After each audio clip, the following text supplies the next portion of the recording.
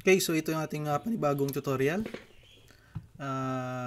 Yung itatopic natin ngayon ay patungkol sa Azure Key Vault Managed Identity. So, kung alam niyo po yung Azure Key Vault, ito po yung services na Microsoft designed para i-secure yung yung i-secure yung secret keys and yung certificate. So, yung Azure Key Vault, ito yung nag-i-store ng mga ganun, ng mga secrets, keys, and certificates. At nagmamanage ng ganung mga bagay. So, parang yung pinaka main purpose ng Azure Key Vault ay para i-centralize yung mga sensitive information na ito. So, centralize siya, so hindi siya hindi mo na kailangan i-hard code yung mga authentication, yung keys, yung certificate doon mismo sa iyong web or web app or sa iyong application. So, ganoon na lang, i-store siya sa Key Vault, tapos kung kailangan mo yun, i-ano mo lang, i-extract mo lang. And, ayun, so, gagawin natin ay yung server, bibigyan natin ng access dun sa Azure Key Vault. So, titingnan natin mamaya kung paano i-access ng server yung Key Vault. So, first step ay gagawa tayo ng Key Vault, of course. So, punta tayo sa may Azure portal. Azure portal.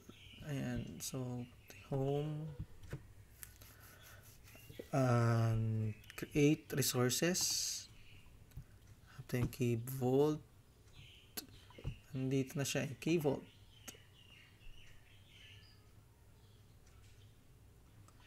Yan.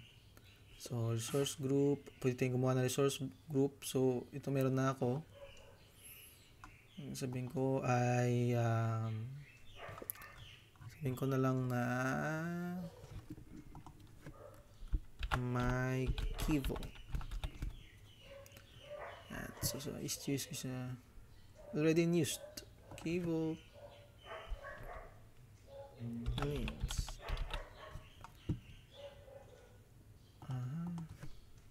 valid. So, ayan. Sabi lang siyang requirement sa pangalan. Anyway, so next tayo. Standard lang. Okay, next. Ngayon,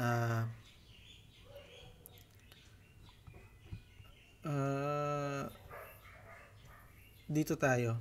Hindi naman maganda itong Azure role-based since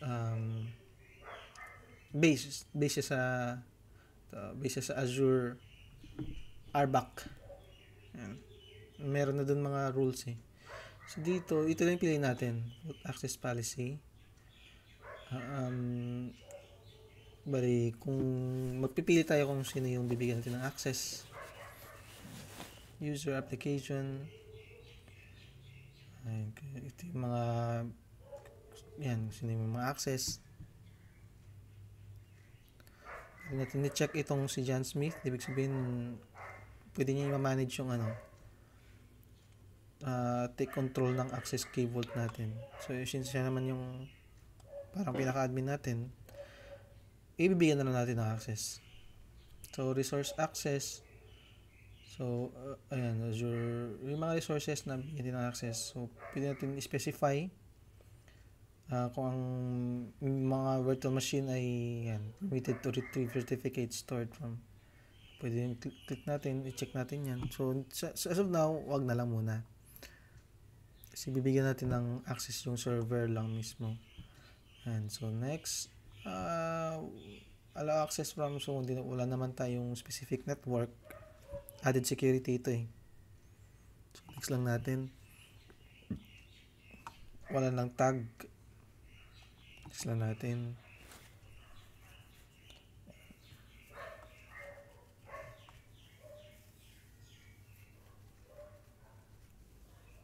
Okay. So, create.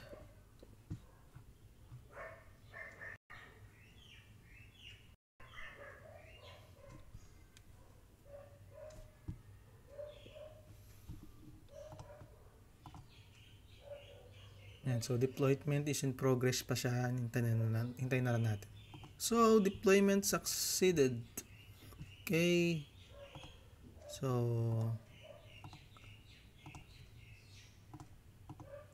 yan. Punta tayo sa resource natin, sa Key Vault. Yan. So, go to resource. Or, punta tayo sa ito. Dito na siya. Tingnan natin yan. Click natin yan.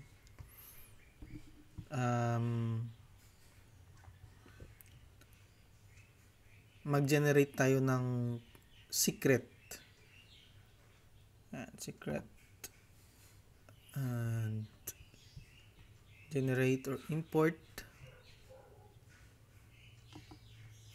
Para ma-password ito ang secret.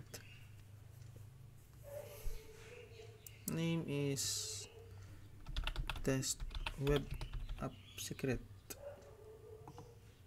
Ito, take note na lang natin itong parang password na to, yung secret na to.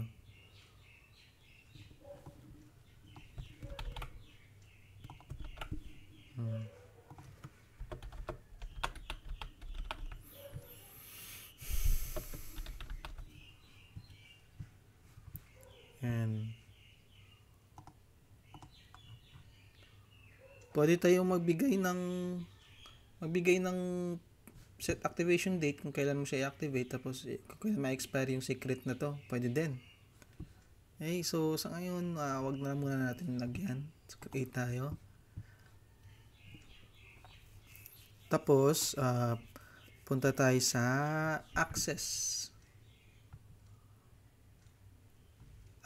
policies. Yan, may access si John Smith. So, pwede siyang, ito yung mga permission niya sa secret. Dami siyang permission sa secret. Parang lahat kasi may access siya eh. May access siya sa keys.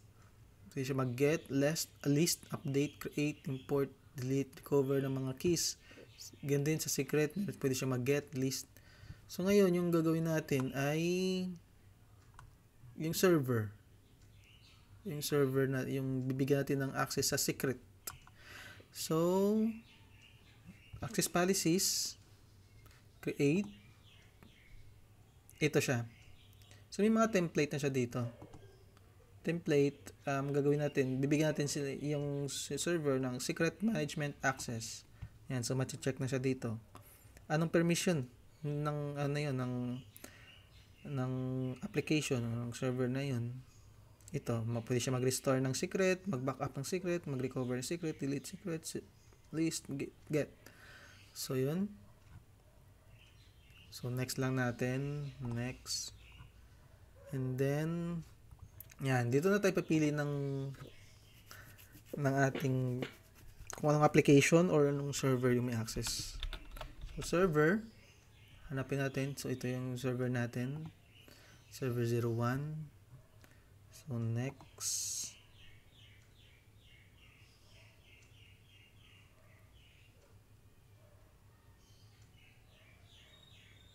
So, may error siya kasi meron na akong ginamit na secret.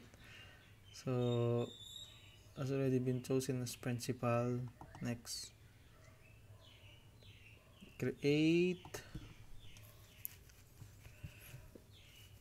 Okay. Yan. So, ngayon, punta tayo sa may server. Check natin. Server, home. So, may resources na ako dito. Dito yung server 01. I-on ko lang kasi nakapatay. Start.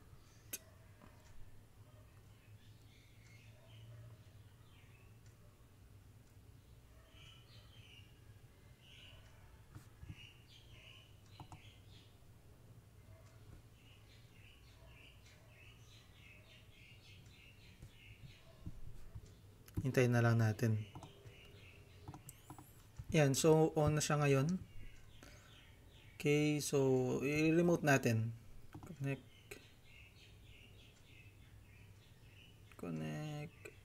via RDP. Download, alam ko may RDP file na ako dito. Downloads.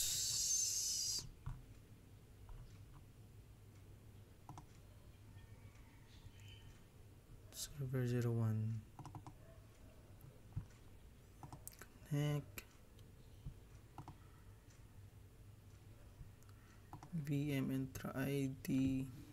Entra admin.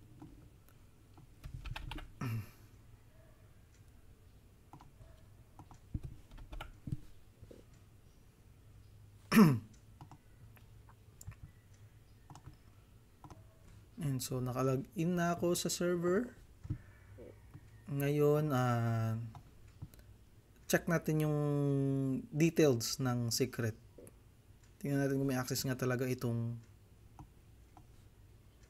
kasi may access diba sa get, list, update, backup, restore sa secret. So paano natin makikita kung yung details ng secret? Open tayo PowerShell.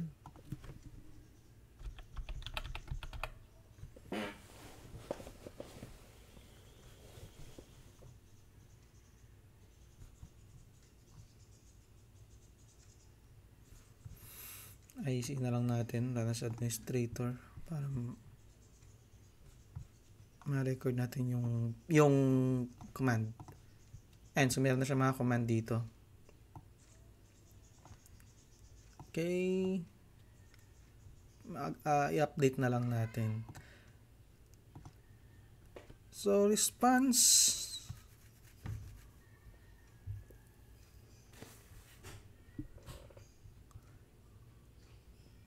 yan, so ito yung command, http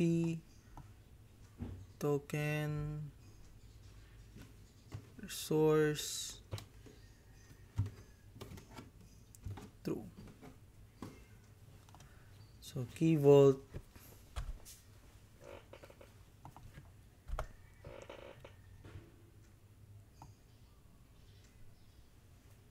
yan.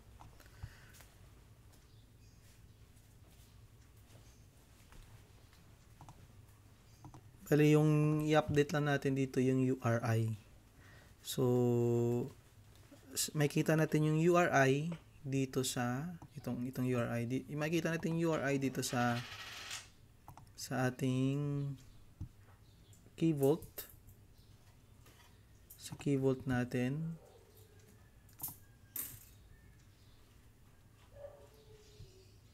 Sa overview.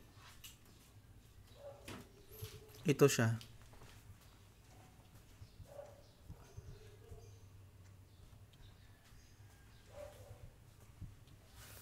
Vault URI.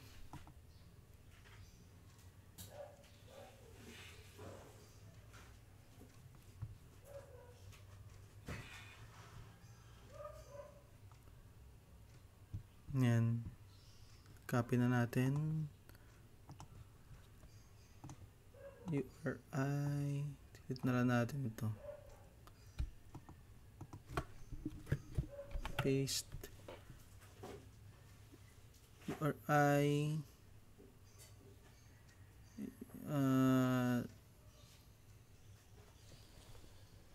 Secrets.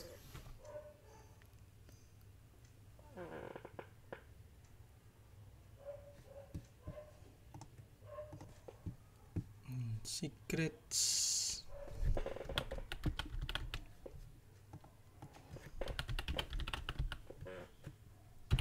Secrets.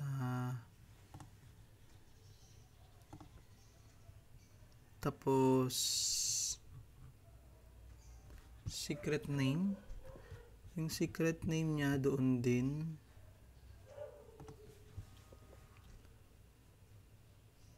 Secret name.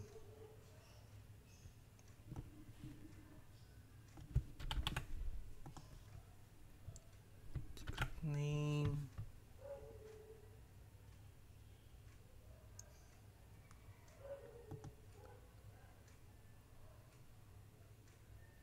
Tapos, copy na lang natin itong API version.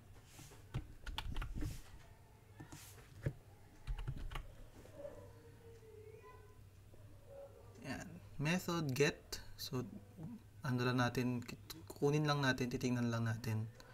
So headers metadata true, and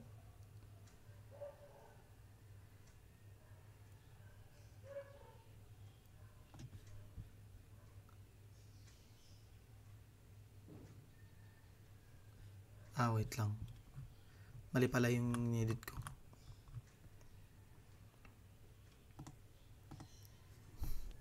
Mali ako, sorry. Ito pala yung response pala ito. Hindi ko dapat in-edit. And let paste. So itong ating edit pala itong URI dito. So ngayon ay ulitin natin. So sa overview, andito yung ano niya, yung URI.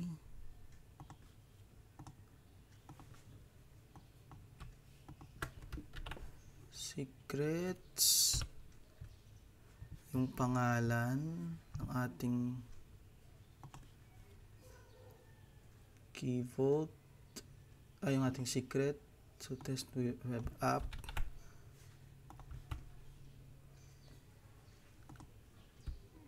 Yan. So method get, headers, bearer, key vault token. So ito.